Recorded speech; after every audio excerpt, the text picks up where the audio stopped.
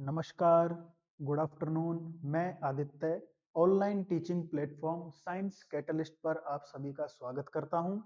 आज हम आपके लिए लेकर आए हैं सेमेस्टर थर्ड मत्स्य विश्वविद्यालय का जो एमसीक्यूज जो पेपर हुआ है, उसमें जो एमसीक्यूज आए हैं उसका पेपर डिस्कशन हम आपके सामने करने वाले हैं। तो आइए इसको स्टार्ट करते हैं। पहला क्वेश्चन जो है आप सभी के सामने, टीएमबी का प्रोटीन आवरण किससे बना होता है? तो टीएमबी का जो प्रोटीन आवरण है, the TMV protein coat is made of, किससे बना होता है? इसका आंसर आ जाएगा आप सभी के सामने, कैप्सोमियर। अगर जो बच्चा कैप्सोमियर करके आया है तो इसका आंसर बिल्कुल ठीक है। कैप्सोमियर क्या होता है? एक ये जो कैप्सोमियर होता है, ये कैप्सिड की इकाई होती है। कैप्सिड की इकाई होती है कैप्सोमियर, ठीक है ना। बहुत सारे कैप्सिड किस एक कैप्सिड जो होता है वो कैप्सोमियर से मिलकर बना होता है, उपिकाई कहलाती है कैप्सोमियर।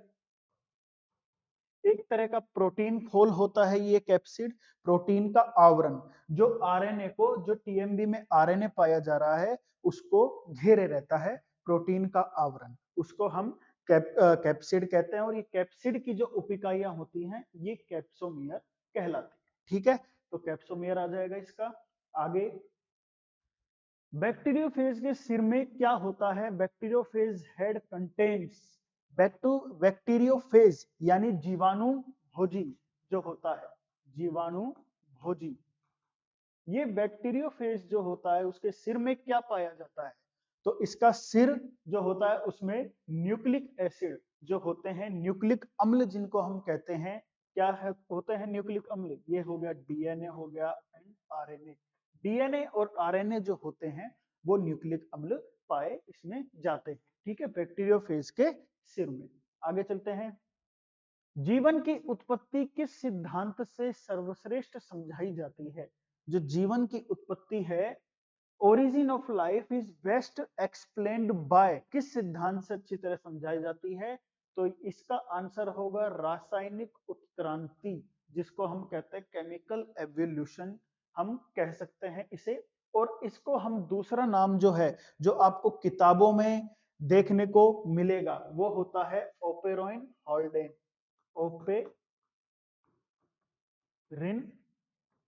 हॉल्डेन, ओपेरोइन हॉल्डेन सिद्धांत, इसको हम, इसका दूसरा नाम होता है, इसका दूसरा नाम कहलाता है ओपेरोइन हॉल्डेन सिद्धांत। रासायनिक उत्क्रांति इसका आंसर है, ठीक है भाई। आगे चलते हैं।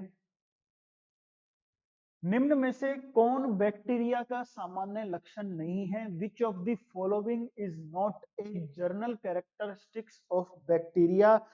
बहुत ही ज्यादा सिंपल क्वेश्चन है। बैक्टीरिया, बैक्टीरिया क्या होता है? एक कोशिकीय जीव। बैक्टीरिया प्रोकैरियोटिक प्रकृति का होता है, बिल्कुल सही है। बैक्टीरिया में अलैंगिक जनन होता है।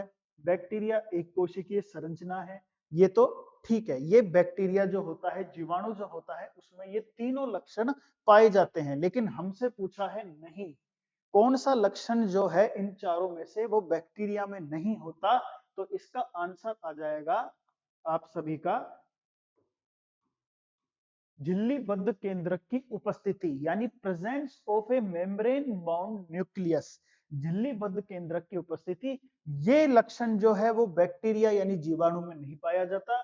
यानी बैक्टीरिया के केंद्रक, बैक्टीरिया में एक सुस्पष्ट केंद्रक का अभाव होता है, क्योंकि ये एक कोशिकीय जीव होता है बैक्टीरिया, ठीक है। तो झिल्लीबद्ध केंद्रक उपस्थित जो है वो बिल्कुल भी नहीं होता बैक्टीरिया में। इसके बाद में आगे चलते हैं।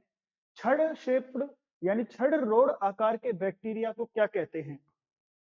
जिस बैक्टीरिया की आकृति जो है वो छड़ के आकार की, यानी rod shaped bacteria are known as, rod shaped की या छड़ शेप्ड की आकृति होती है, उस बैक्टीरिया को, उस जीवाणु को हम क्या कहते हैं? तो किताबों में जो आपको क्लासेज हैं उनमें बताया गया होगा कि छड़ या रोड आकार जो होता है वो किसका होता है? बेसिलस।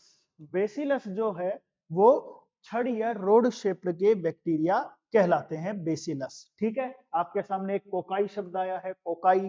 कोकाई क्या होते हैं? राउंड शेप्ड, जिनकी आकृति गोल होती है, जिन बैक्टीरियाज की आकृति गोल होती है वो कोकाई कहलाते हैं।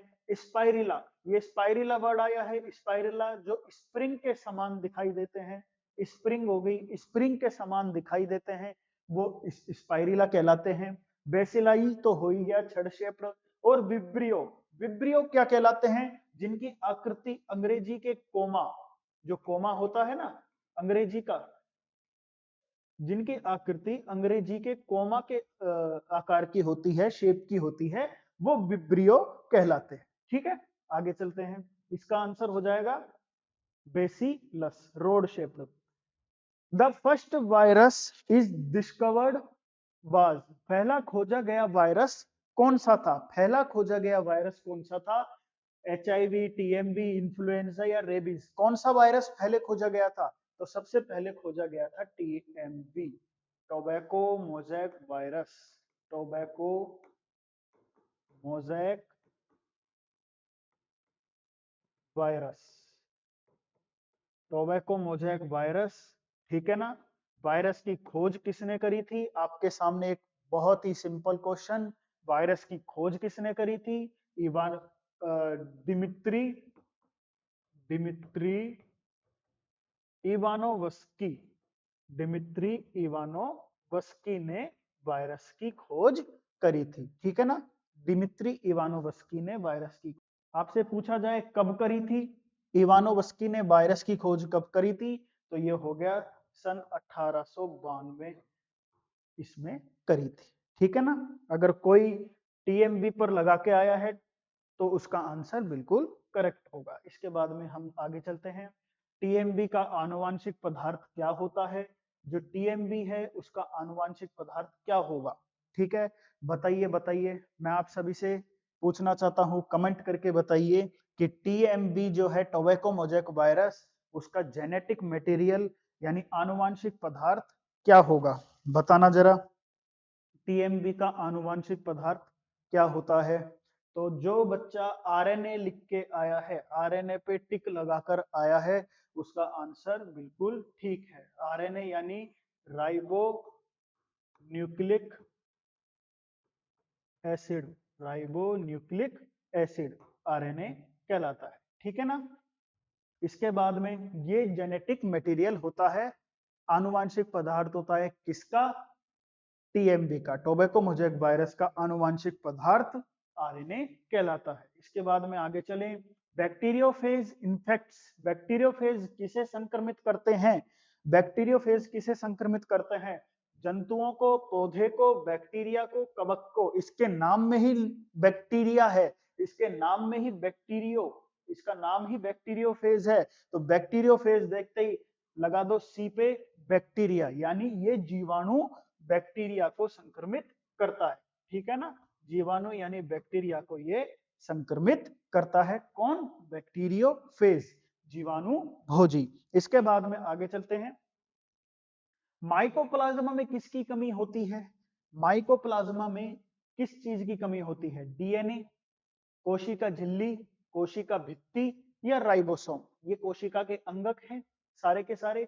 Mycoplasma lacks DNA, cell membrane, cell wall या राइबोसोम्स। क्या होगा? माइकोप्लाज्मा में क्या चीज जो है वो नहीं होती? तो इसका आंसर आ जाएगा सी, कोशिका भित्ति जो है माइकोप्लाज्मा में नहीं होती।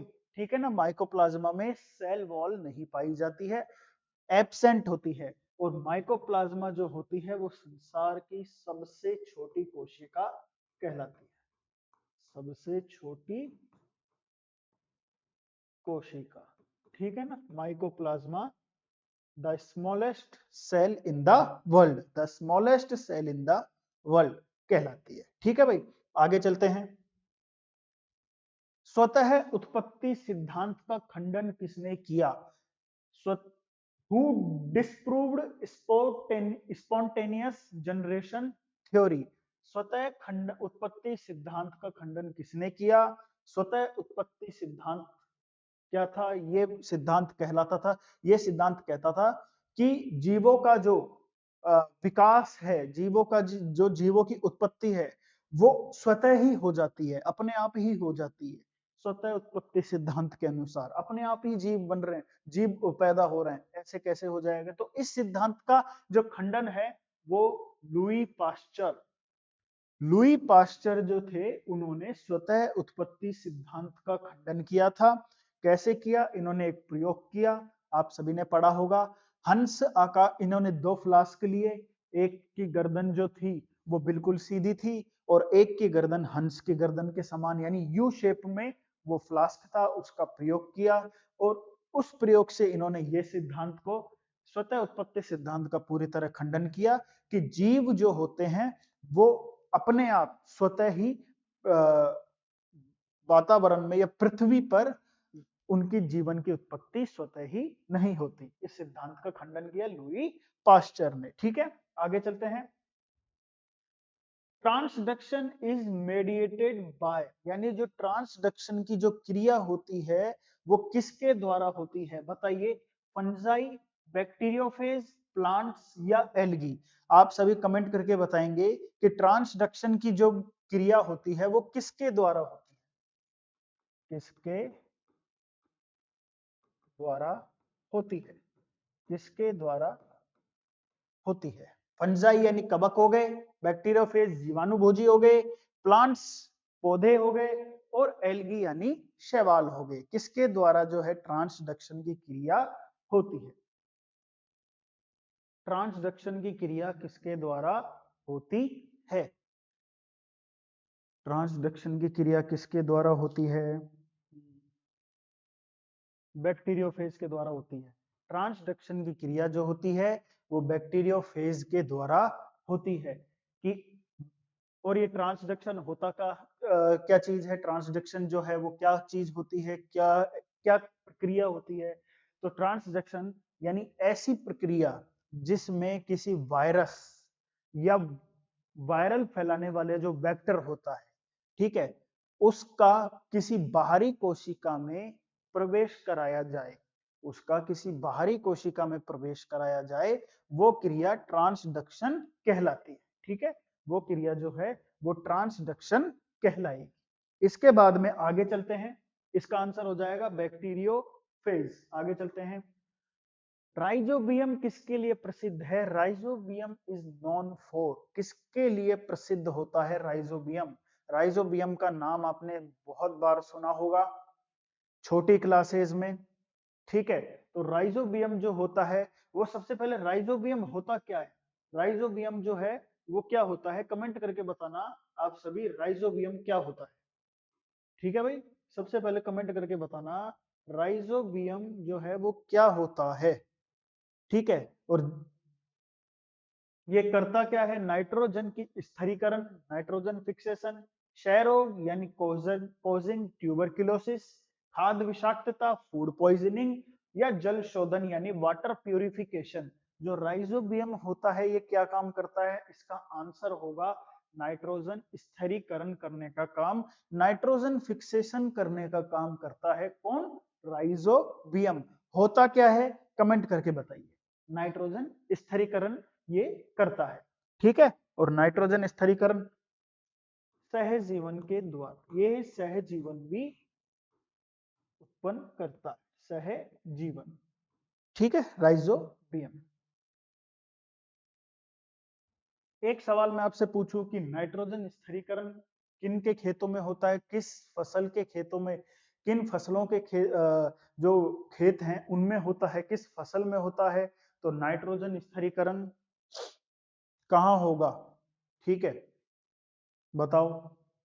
तो नाइट्रोजन फिक्सेशन जो है, एक तो ये कौन सी शैवाल, एनाबीना या नोस्टॉक, आप सभी ने सुनी होगी, फर्स्ट सेमेस्टर में आती हैं। एनाबीना और नोस्टॉक ये नाइट्रोजन फिक्सेशन करने का काम करती हैं। ये जो शैवालें होती हैं, एल्गी होती है, नाइट्रोजन फिक्सेशन करने का काम। और जो धान के या चावल के खेत, धान के जो खेत होते हैं, चावल के जो खेत होते हैं, उनमें नाइट्रोजन स्थिरीकरण करने वाले जो जीवाणु हैं वो पाए जाते हैं। नाइट्रोजन ये स्थिरीकरण करने का काम करती है। ठीक है, आगे चलते हैं। बायोफिल्म क्या है? ठीक है, बायोफिल्म जो होती है वो क्या होती है? स्वतंत्र कोशिकाएं, फ्री लिविंग सेल्स होती हैं, सरफेस एसोसिएटेड माइक्रोबियल कम्युनिटीज यानी सतह से जुड़ी सूक्ष्म जीव समुदाय होते हैं, या केवल वायरस होते हैं, या केवल कवक होते हैं? क्या होते हैं बायोफिल्म जो होती है वो क्या होती है? बताओ, बायोफिल्म जो होती है वो क्या होती है? ठीक है, बायोफिल्म जो है वो सतह से जुड़ी सूक्ष्म जीव समुदाय होते हैं। जो समुदाय सतह से जुड़े होते हैं वो सतह से जुड़े सूक्ष्म जीव समुदाय यानी सरफेस एसोसिएटेड माइक्रोबियल कम्युनिटीज ये कहलाती हैं, और ये एक तरह के जटिल सूक्ष्म जीव समुदाय होते हैं। जटिल सूक्ष्म जीव, जटिल सूक्ष्म जीव समुदाय कहलाते हैं। जटिल सूक्ष्मजीव समुदाय ये कहलाते हैं। ठीक है, तो जिसने सतह से जुड़े सूक्ष्मजीव समुदाय लगाया है उसका आंसर बिल्कुल ठीक है, बी। ठीक है भाई, आगे चलते हैं। दही बनने में कौन सा बैक्टीरिया उपयोग होता है? हलवा क्वेश्चन, एक तरह से हलवा। लो भाई, ले लो हलवा। हलवा क्वेश्चन, दही बनने में कौन सा बैक्टीरिया उपयोग होता है? देखते ही लगा दो, लैक्टोबैसिलस। बचपन से पढ़ते हुए आए हो, दही बनने में कौन सा बैक्टीरिया यानी लैक्टोबैसिलस काम में लिया जाता है। ठीक है ना, दही बनने के लिए या दही जमने के लिए। ठीक है भाई, आगे चलो। इसके बाद में बैक्टीरिया में आनुवंशिक विविधता किस प्रक्रिया से आती है? Which process introduce new genetic variation in bacteria? Which process introduce new genetic variation in bacteria? तो किसके द्वारा आती है? पुनर्संयोजन यानी रिकॉम्बिनेशन के द्वारा आती है। बी द्विखंडन यानी बाइनरी फिशन है, या एंडोस्पोर निर्माण एंडोस्पोर फॉर्मेशन है, या फिर किण्वन यानी फर्मेंटेशन। इन बैक्टीरिया में आनुवंशिक विविधता किसके कारण आती है? आप जरा बताइए, किसके कारण देखने को मिलती है? कमेंट में आप बता सकते हैं। ठीक है, जल्दी से बताना कमेंट में किसके द्वारा होती है बैक्टीरिया में आनुवंशिक विविधता। तो इसका आंसर आ जाएगा पुनर्संयोजन। ठीक है, पुनर्संयोजन जो होता है वो आनुवंशिक विविधता यानी बैक्टीरिया में आनुवंशिक विविधता के लिए जिम्मेदार होता है। पुनर्संयोजन, पुनर्संयोजन होता क्या है? पुनर्संयोजन जो है वो क्या होता है कि ऐसी प्रक्रिया जिसमें किसी कोशिका में जो आनुवांशिक पदार्थ है जब उसका आदान प्रदान होगा। ठीक है, ऐसी प्रक्रिया जिसमें किसी कोशिका में जो आनुवांशिक पदार्थ का आदान प्रदान होता है, ठीक है, उस आदान प्रदान से उस आनुवांशिक पदार्थ में क्या होता है? आनुवांशिक पदार्थ का आदान प्रदान से उस कोशिका में आनुवांशिक विभिन्नता या विविधता, आनुवांशिक विविधता उत्पन्न हो जाती है, वो पुनर्संयोजन कहलाता है। किसी कोशिका में जेनेटिक मटेरियल यानी आनुवांशिक पदार्थ के आदान प्रदान द्वारा उस कोशिका में आनुवांशिक विविधता उत्पन्न हो जाना, जेनेटिक डाइवर्सिटी उत्पन्न हो जाना पुनर्संयोजन कहलाता है।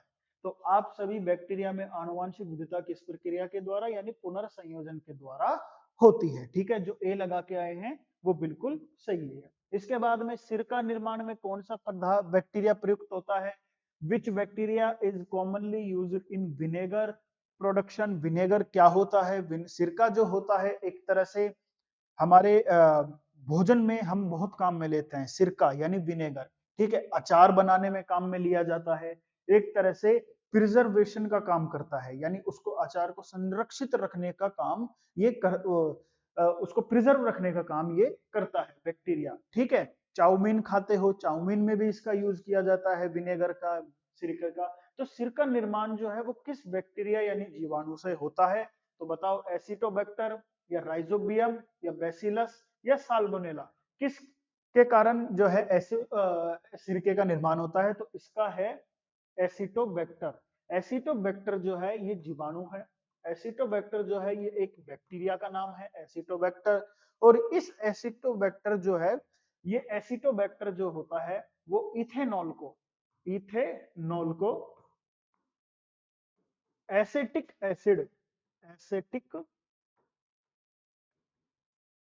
अम्ल में परिवर्तित कर देता है। ठीक है, एसिटिक अम्ल में परिवर्तित कर देता है। ये एसिटोबैक्टर जो होता है एक जीवाणु होता है और ये क्या काम करता है, इथेनॉल को एसिटिक अम्ल में परिवर्तित कर देता है। ठीक है, तो इसका आंसर होगा सिरका किससे बनता है, एसिटोबैक्टर जीवाणु से ये बनता है। ठीक है, सिरका। आगे चलते हैं, आगे है प्लाज्मिड क्या है। प्लाज्मिड क्या होता है भाई, ए प्लाज्मिड इज मेन क्रोमोसोम, मुख्य गुणसूत्र है। एक्स्ट्रा क्रोमोसोमल डीएनए यानी गुणसूत्र बाह्य डीएनए है। प्रोटीन पार्टिकल प्रोटीन कण है, या आरएनए स्ट्रैंड यानी आरएनए तंतु है। क्या होता है प्लाज्मिड, क्या होता है बताइए। प्लाज्मिड जो है वो, इसका आंसर होगा बी, गुणसूत्र बाह्य डीएनए यानी एक्स्ट्रा क्रोमोसोमल डीएनए होता है। प्लाज्मिड जो है वो एक्स्ट्रा क्रोमोसोमल डीएनए कहलाता है, गुणसूत्र बाह्य डीएनए होता है। ठीक है, कैसा होता है प्लाज्मिड, छोटा गोलाकार, छोटा होगा स्मॉल, गोलाकार राउंड शेप्ड गोलाकार होता है प्लाज्मिड। ठीक है, छोटा गोलाकार एक डीएनए अणु होता है प्लाज्मिड। ठीक है भाई,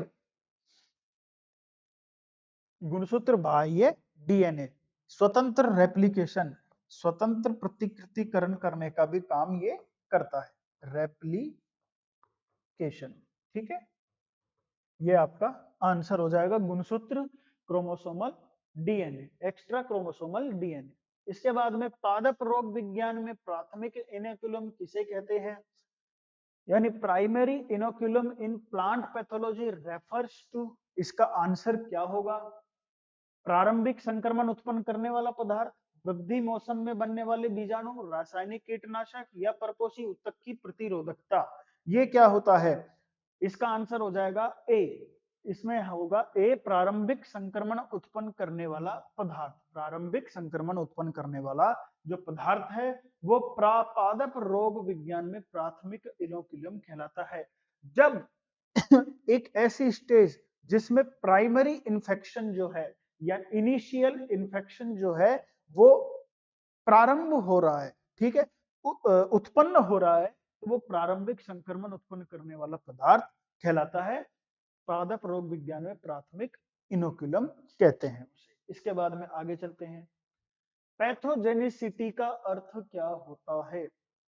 पैथोजेनिसिटी का अर्थ क्या होता है, pathogenicity refers to ability of pathogen to cause disease, रोग उत्पन्न करने की, रोग जनक की क्षमता, होस्ट रेजिस्टेंस यानी प्रपोषी की प्रतिरोधकता, पर्यावरणीय तनाव एनवायरमेंटल स्ट्रेस, या पोषक तत्वों की उपलब्धता यानी प्रेजेंस ऑफ न्यूट्रिशंस न्यूट्रिशंस। तो क्या होता है इसका, पैथोजेनिसिटी का अर्थ क्या होता है, रोग उत्पन्न करने की रोग जनक क्षमता, रोग उत्पन्न करने, ये एक रोग जनक है, रोग जनक जो रोग फैलाए, रोग जनक जो है वो रोग उत्पन्न कैसे कर रहा है, रोग उसकी जो कैपेसिटी है, उसकी जो क्षमता है रोग उत्पन्न करने की, प्रभाव एक होस्ट यानी परपोषी के शरीर पर क्या प्रभाव डाल रहा है, कितनी देर में डाल रहा है, कितने समय में डाल रहा है। तो रोग उत्पन्न करने की जो रोग जनक की जो क्षमता होती है वो पैथोजेनिसिटी कहलाती है। आगे, पैथोजेनेसिस का अर्थ क्या है, यानी पैथोजेनेसिस मींस क्या अर्थ होता है, संक्रमण से संबंधित घटनाओं का क्रम, मेजबान की रक्षा प्रणाली, जैव नियंत्रण प्रक्रिया, या रासायनिक क्षति, sequence of events in host infection, host defence mechanism, biological control process, या केमिकल इंजरी। क्या होगा पैथोजेनेसिस का अर्थ, संक्रमण से संबंधित घटनाओं का क्रम, मेजबान की रक्षा प्रणाली, जैव नियंत्रण प्रक्रिया, या रासायनिक क्षति। क्या होगा, आंसर है इसका ए, संक्रमण से संबंधित घटनाओं का क्रम, यानी sequence of events in host infection.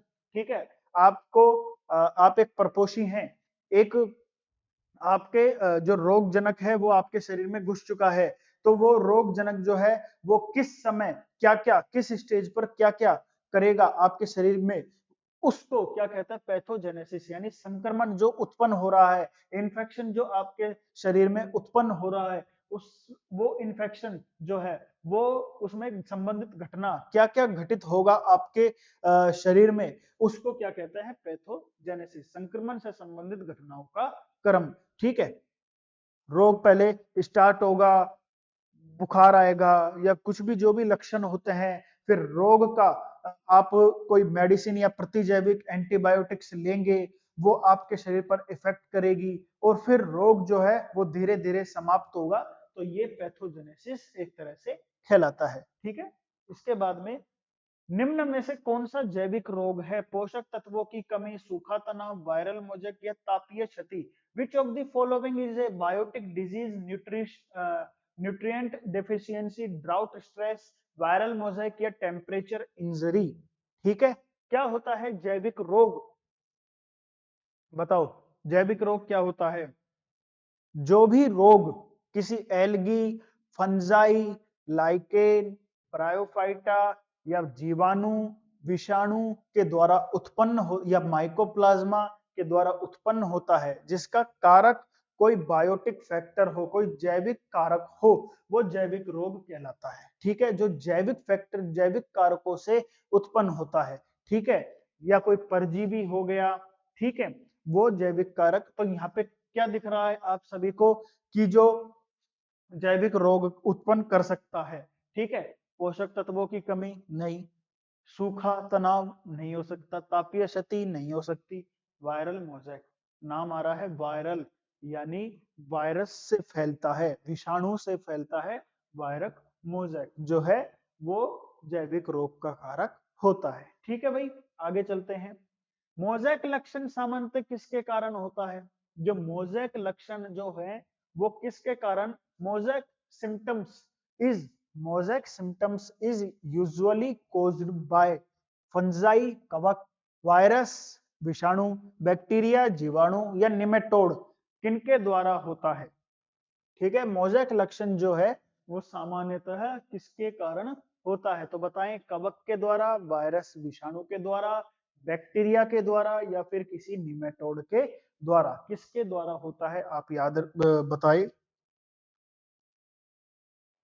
तो मोजेक लक्षण जो है वो वायरस के कारण होता है। ठीक है, मोजेक सिम्टम्स वायरस विषाणु के वजह से ये होते हैं। ठीक है, एक तरह से धब्बे चकत्ते पड़ जाते हैं, मोजेक आकृति ये ले लेते हैं। आगे, स्मट रोग मुख्यतः किसके कारण होते हैं? बैक्टीरिया, जीवाणु, फंजाई यानी कवक, वायरस विषाणु, माइकोप्लाज्मा। ठीक है, स्मट जो smut disease are primarily caused by, किसके द्वारा होते हैं? स्मट रोग किसके द्वारा होता है? बताओ भाई, स्मट रोग किसके द्वारा होते हैं? कमेंट करके बताएंगे, आप भी सोचिए।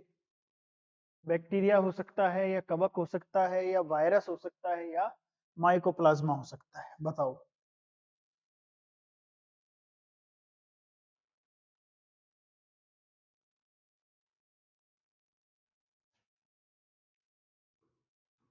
कवक के द्वारा होता है, यानी फंजाई के द्वारा होता है। सोराई बन जाते हैं, सोराई। ठीक है, एक तरह के बीजाणु होते हैं, ये बीजाणु यानी स्पोर होते हैं, सोराई, सोराई। ठीक है, इसमें बता रहा हूं स्मट रोग में क्या बनते हैं, सोराई बन जाते हैं, बीजाणु बन जाते हैं, एक तरह के बीजाणु होते हैं ये सोराई जो होते हैं। जब ये इकट्ठे हो जाते हैं तो पाउडर की शेप ले लेते हैं, एक तरह का चूर्ण या पाउडर की शेप में बदल जाते हैं, ये कवक। ठीक है, ये बीजाणु जो क्या कहलाते हैं? सोराई कहलाते हैं। कवक की वजह से स्मट रोग जो है वो मुख्यतः होता है। इसके बाद में आगे चलते हैं। रस्ट रोग किसके कारण होता है? यानी rust disease are caused by basidiomycetes कवक, एक्टिनोमाइसिटी, माइकोप्लाज्मा या निमेटोड, किनकी वजह से होता है? बेसिडियोमाइसिटी कवक, बेसिडियोमाइसिटी कवक, इसका ए आंसर हो जाएगा। रस्ट रोग जो है वो बेसिडियोमाइसिटी, बेसिडियोमाइकोटा, बेसिडियोमाइकोटा ये है उस बेसिडियोमाइसिटी कवक के कारण होता है, जो बेसिडियोमाइकोटा में आता है। ठीक है, बेसिडियोमाइकोटा में आता है। इसके बाद में पौधों में कैंकर का अर्थ है जल भीगे धब्बे, स्थानीय मृत ऊतक का धब्बा, पीले धब्बे या चूर्णीय धब्बे।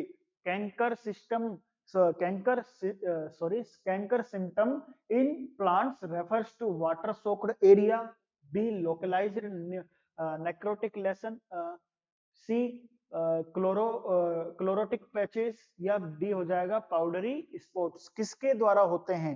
तो कैंकर, सिट्रस कैंकर का नाम सुना है आप सभी ने, किसमें होता है? नींबू में, या सिट्रस वर्ग के जो जितने भी सिट्रस कुल के जो पौधे होते हैं उनमें पाया जाता है। ठीक है, कैंकर जो रोग है, और ये इसका क्या कारण है, क्या अर्थ होता है? बी, जिसने बी लगाया है वो बिल्कुल सही है, स्थानीय मृत ऊतक का धब्बा, यानी लोकलाइज्ड नेक्रोटिक लेसन, मृत ऊतक का धब्बा इस पे बन जाता है। गीले रंग, गीले होते हैं, और ये स्टेम यानी तना हो गई, स्टेम या फिर ब्रांचेज यानी इनकी शाखाएं हो गई, उन पर ये धब्बे जो हैं वो गीले धब्बे, या एक तरह से स्थायी यानी जो स्थिर रहें ऐसे धब्बे ये उत्पन्न कर देते हैं कैंकर सिट्रस फूल के पौधों में। स्थानीय मृत ऊतक का धब्बा आंसर है। आगे चलते हैं, तंबाकू मोजेक रोग किसके कारण होता है? तंबाकू मोजेक रोग, tobacco mosaic disease is caused bye DNA virus, RNA virus, fungus या बैक्टीरियम। तो किसके द्वारा होता है?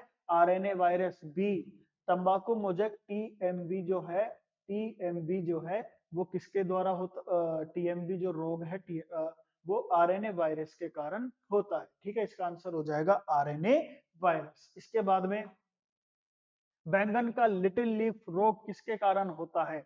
बैंगन little leaf of brinjal is caused bye, little leaf of brinjal is caused by virus, mycoplasma यानी फाइटोप्लाज्मा, बैक्टीरियम या फिर फंगस, कवक। किसके द्वारा होता है?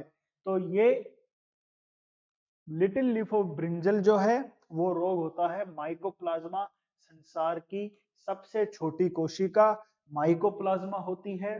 ठीक है, इसका दूसरा नाम हम देखें तो इसमें ही है फाइटोप्लाज्मा, इसको दूसरे नाम से फाइटोप्लाज्मा से भी फाइटोप्लाज्मा के नाम से भी पुकारा जाता है, कहा जाता है। माइकोप्लाज्मा से लिटिल लीफ ऑफ ब्रिंजल रोग होता है। आगे चलते हैं, सिट्रस कैंकर किसके कारण होता है?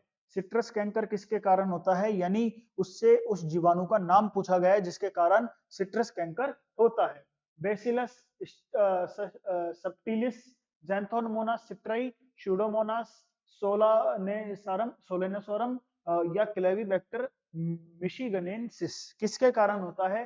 तो ये होता है ज़ैंथोमोनास सिट्राई। जिसने ज़ैंथोमोनास सिट्राई बी लगाया है वो बिल्कुल सही है।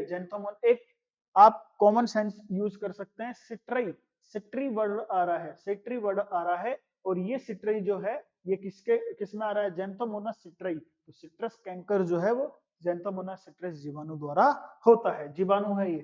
ठीक है, कपास का कोणीय पत्ती धब्बा किसके कारण होता है? जो कपास है उसका कोणीय पत्ती धब्बा, angular leaf spot of cotton is caused bye Xanthomonas bacteria, mycoplasma, RNA virus या निमेटोड। किसके कारण होता है? बताइए किसके कारण होता है? Xanthomonas bacteria. ये ज़ैंथोमोनास बैक्टीरिया के कारण होता है कपास का कोणीय पत्ती धब्बा। कपास के पौधे पर धब्बे बन जाते हैं कोणीय आकारों के। ठीक है, कोणीय आकारों के धब्बे बन जाते हैं। इसके बाद में आगे है कोणीय पत्ती धब्बे में दिखता क्या है? क्या angular leaf spot symptom shows, क्या कोणीय पत्ती धब्बे में क्या दिखता है?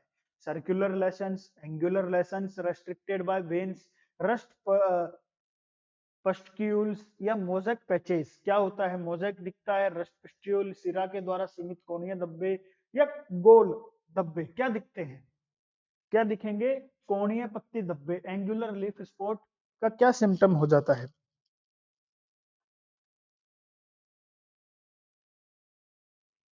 इसका होगा शिरा के द्वारा सीमित कोणीय धब्बे, शिरा के द्वारा सीमित कोणीय धब्बे इसका आंसर होता है। ठीक है, शिरा जो होती हैं यानी वेन्स जो होती हैं वो कहाँ पाई जाती हैं? पत्तियों में यानी लीव्स में पाई जाती हैं। ठीक है, लीव्स में ये पाई जाती हैं शिरा जो होती हैं, वेन्स जो होती हैं, और ये छोटे आकार के गीले, छोटे आकार के गीले गोल गोल धब्बे बना देता है। ठीक है, यहाँ पर पत्तियों पर। पत्तियों पर छोटे गीले रंग के इसमें धब्बे बन जाते हैं कोणीय पत्ती धब्बे रोग में। इसके बाद में आगे चलते हैं। क्रूसीफर में श्वेत किट किसके कारण होता है? क्रूसीफर में श्वेत किट किसके कारण होता है? White rust of crucifer is caused by Albugo candida, Puccinia graminis, Phytophthora infestans या अस्टिलगो होर्डी, किनके द्वारा होता है? बताओ भाई। क्रूसीफर में श्वेत किट किसके कारण होता है? कमेंट करके बताएंगे सभी।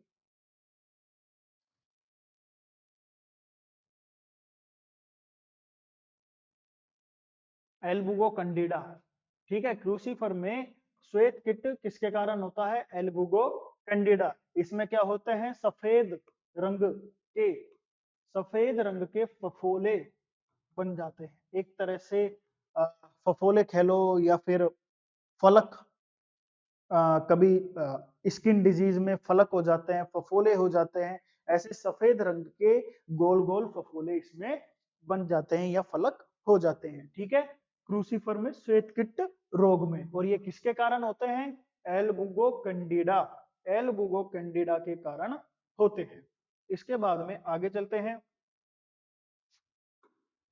बाजरा का ग्रीन ईयर रोग किसके द्वारा होता है? ग्रीन ईयर डिजीज ऑफ बाजरा is caused by Sclerospora graminicola, Albugo candida, Ustilago nuda या अल्टरनेरिया सोलानी, किसके द्वारा होता है? बाजरे में ग्रीन ईयर रोग किसके कारण होता है? बताओ भाई, किसके कारण होता है? सोचो, कमेंट करके बताएंगे। बाजरा का ग्रीन ईयर रोग किसकी वजह से होता है? उसका क्या कारण होता है? स्क्लेरोस्पोरा ग्रेमिनिकोला या एल्बुगो कैंडिडा, अस्टिलोगोन्यूडा या अल्टरनेरिया सोलानी, किसके द्वारा होता है?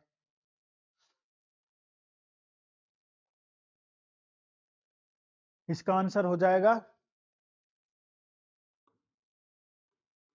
स्क्लेरोस्पोरा ग्रेमिनिकोला। स्क्लेरोस्पोरा ग्रेमिनिकोला जो है इसका आंसर कहलाता है। ठीक है, स्क्लेरोस्पोरा ग्रेमिनिकोला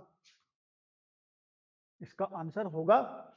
इसका दूसरा नाम डाउनी मिल्डो, डाउनी मिल्ड्यू भी होता है। ठीक है, स्क्लेरोस्पोरा ग्रेमिनिकोला, स्क्लेरोस्पोरा ग्रेमिनिकोला का नाम नहीं है, डाउनी मिल्ड्यू रोग का नाम है। ठीक है, जो बाजरे का ग्रीन ईयर डिजीज है, इसका नाम, इसको हम दूसरे नाम डाउनी मिल्ड्यू से भी जानते हैं। इसके बाद में आगे चलते हैं। ग्रीन ईयर रोग का मुख्य लक्षण क्या है? फूलों का पत्तियों जैसी संरचना में बदल जाना, सफेद फफोले, काले चूर्ण जैसे बीजाणु या मोज़ेक धब्बे। ग्रीन ईयर रोग का मुख्य लक्षण क्या है? Flower parts convert into leafy structure, white blisters, black powdery spores या मोज़ेक पैचेस। क्या होगा इसका आंसर? बताओ भाई, क्या होगा? ग्रीन ईयर रोग का मुख्य लक्षण।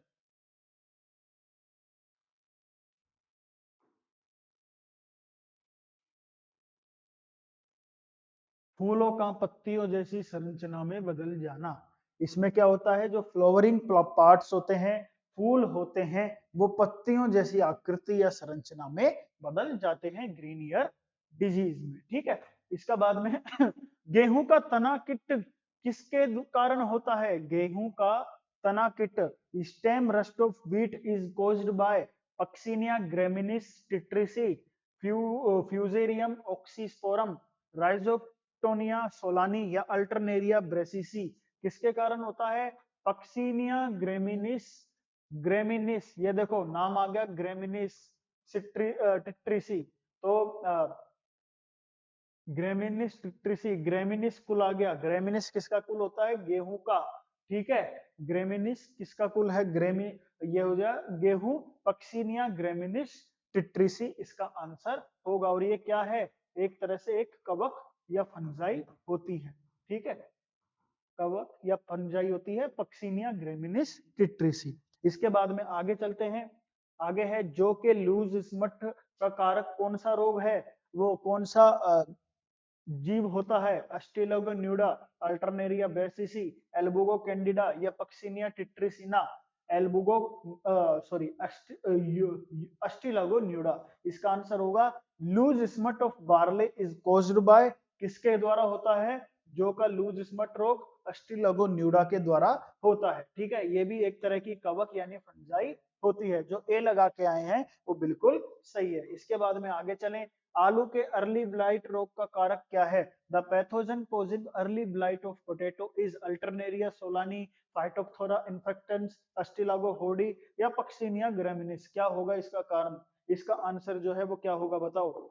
आलू का जो अर्ली ब्लाइट रोग है वो किसकी वजह से, किसके द्वारा होता है? आलू का जो अर्ली ब्लाइट रोग है वो किसके कारण होता है?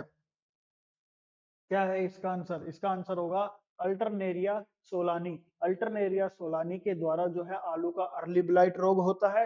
ये भी एक तरह की कवक होती है, अल्टरनेरिया सोलानी। ठीक है, सोलानी सोलानी। किट कवक मुख्य रूप से किसके प्रजनन करता, किससे प्रजनन करता है? रस्ट फंजाई जो है रिप्रोड्यूस मेनली बाय यूरिडोस्पोर, जूस्पोर, एप्लानोस्पोर या ऊस्पोर। किसके द्वारा होता है? इसका आंसर हो जाएगा अपना ए, यूरिडोस्पोर जो है उसके द्वारा किट कवक मुख्य रूप से प्रजनन करता है यूरिडोस्पोर में। ठीक है, यूरिडोस्पोर जो है यूरेडीनिया यूरेडीनिया यूरिडीनिया में बनते हैं, यूरिडीनिया में बनते हैं। ठीक है, यूरिडोस्पोर हो गया। यूरिडोस्पोर के बाद आगे चलते हैं, रूट नोट निमेटोड किस समूह का है? रूट नोड निमेटोड किस, root knot nematode belongs to मेलोय मेलोइडोजाइन प्रजाति, अस्टिलागो प्रजाति या अल्टरनेरिया प्रजाति या पक्षिनिया प्रजाति। किसके किस प्रजाति का होता है, किस समूह का होता है रूट नोट निमेटोड? बताओ भाई, सोचो।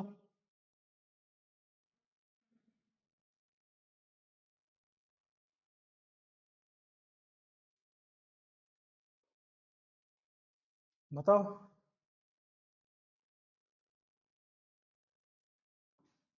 जो ए लगा के आए हैं, मेलोएडोजाइन प्रजाति, मेलेडोजाइन मेलोएडोजाइन प्रजाति रूट नोट निमेटोड समूह का होता है। ठीक है, पादप परजीवी निमेटोड कहलाती है ये, पादप परजीवी निमेटोड।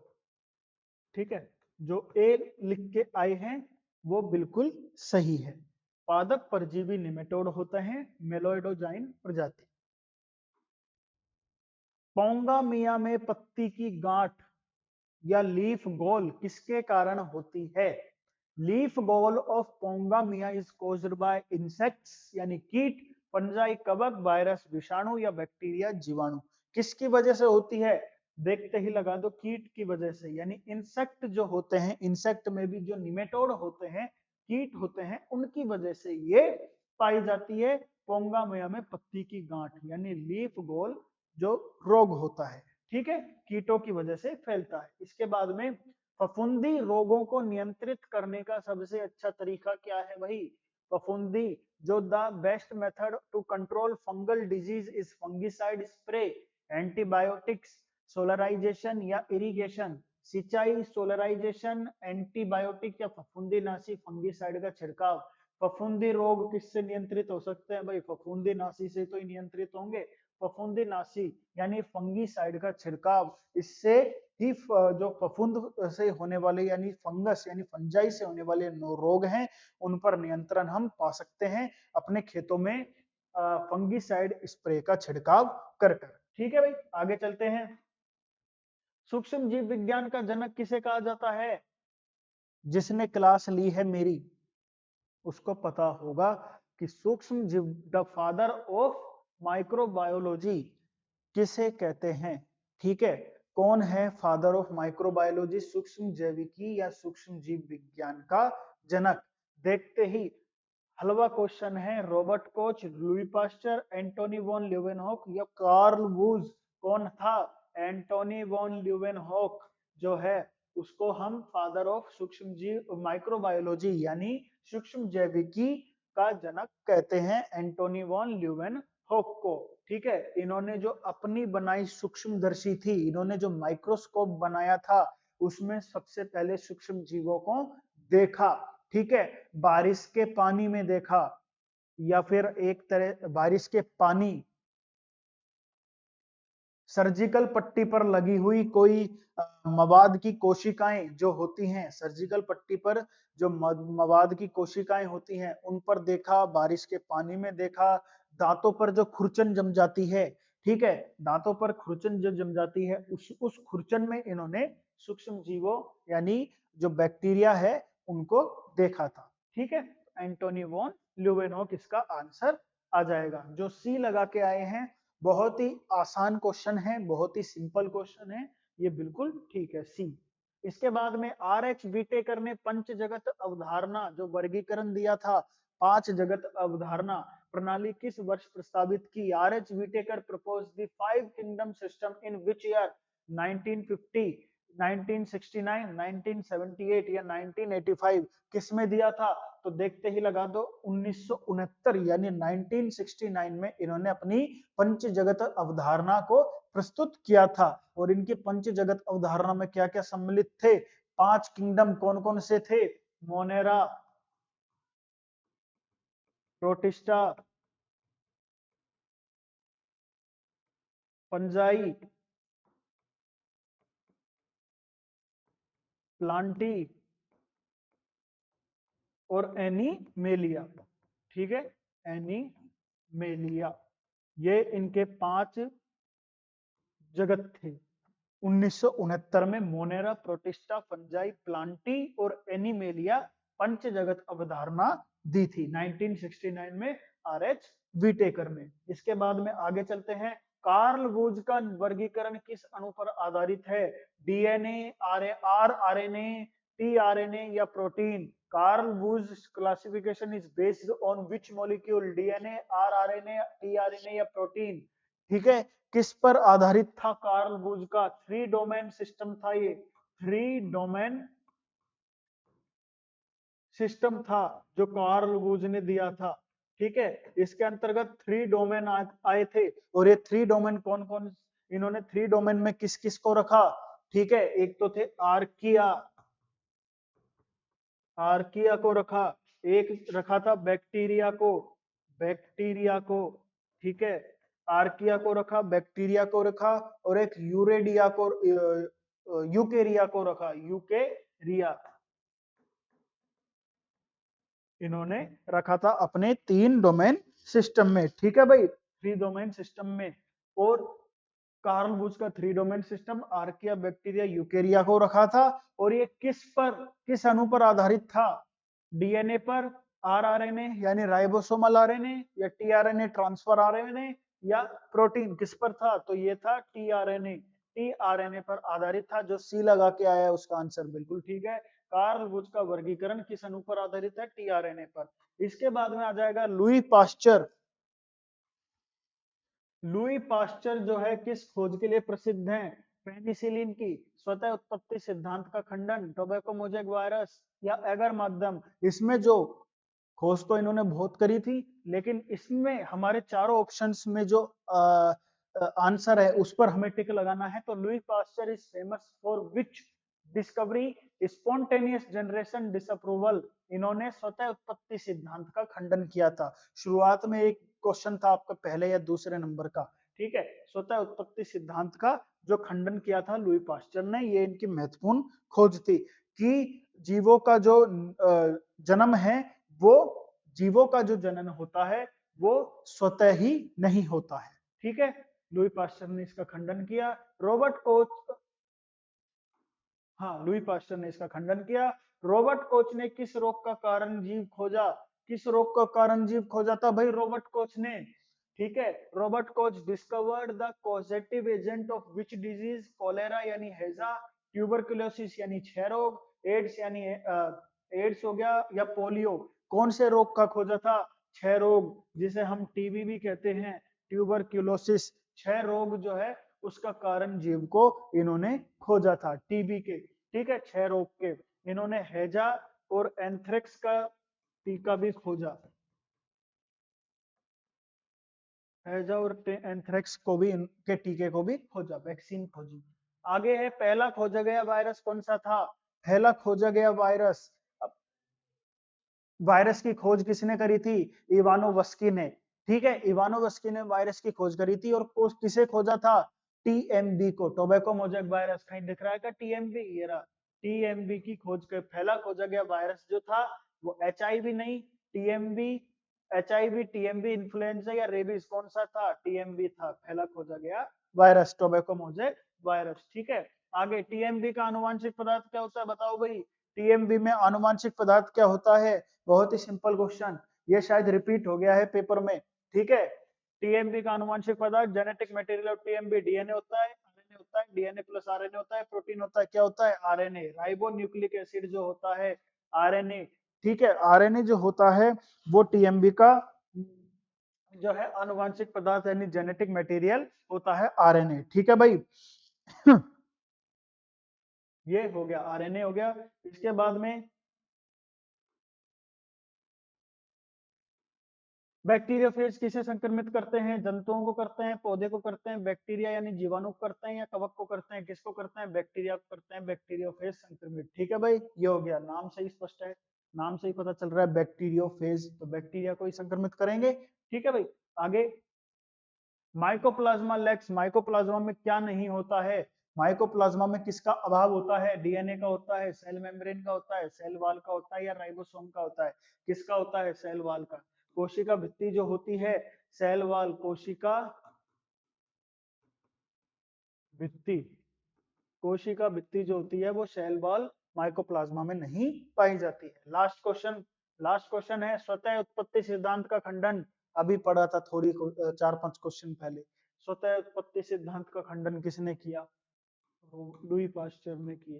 ठीक है भाई, लुई पास्चर ने स्वतः उत्पत्ति सिद्धांत का खंडन जो है वो किया था। ठीक है, तो ये थे हमारे पेपर में आने वाले 50 क्वेश्चंस। आप इन्हें देखकर जो है अपने क्वेश्चंस का अंदाजा लगा सकते हैं कि कितने सही हैं और कितने गलत हैं। आशा करता हूं आप सभी को पसंद आए होंगे। Thank you.